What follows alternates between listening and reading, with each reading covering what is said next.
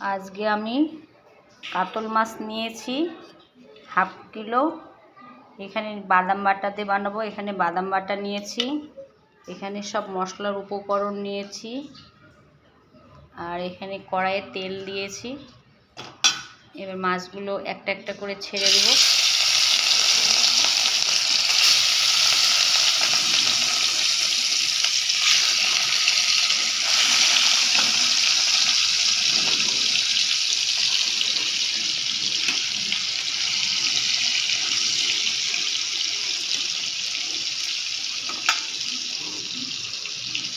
মাছগুলো ভাজা হচ্ছে, আর বাদাম বাটা দিয়ে বানাবো।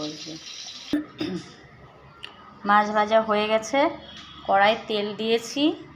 এইবার ফোড়ন দিব, জিরে ফোড়ন, শুকনো লঙ্কা, এখানে আছে পেঁয়াজ কুচানো, ধনেপাতা কুচি, টমেটো কুচানো।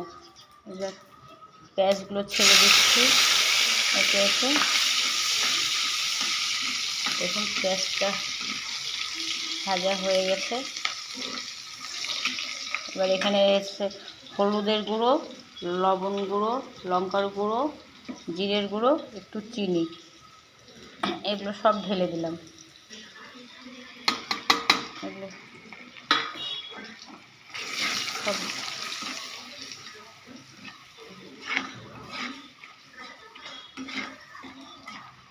কালার হয়ে এসছে। এবার বাদাম বাটাটা ঢেলে দিচ্ছি।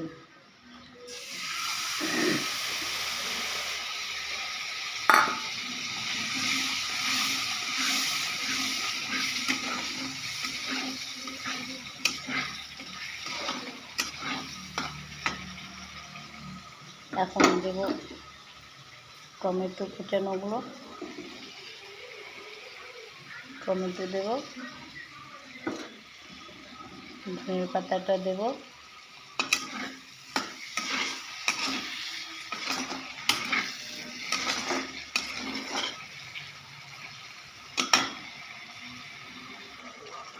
দেখুন সুন্দর ভাজা হয়ে গেছে মশলাটা। এখন মাছগুলো সুন্দর করে সাজিয়ে দেব।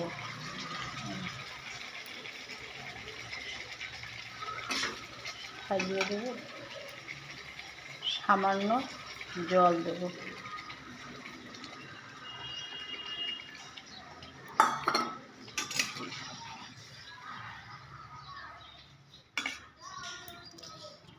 মশলা কিন্তু বেশি দেইনি, একটুই মশলা দিয়েছি। দেখুন মাছগুলো কি সুন্দর ঝোলের মধ্যে শুয়ে আছে।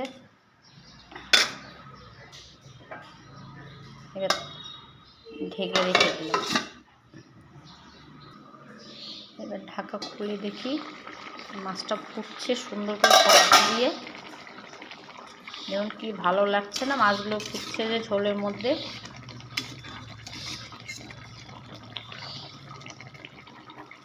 এবার মাছটা হয়ে গেছে,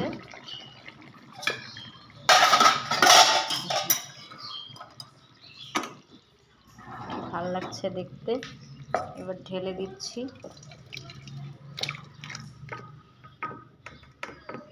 সব মাছ গোটা গোটা আছে, ভেঙে যাবে।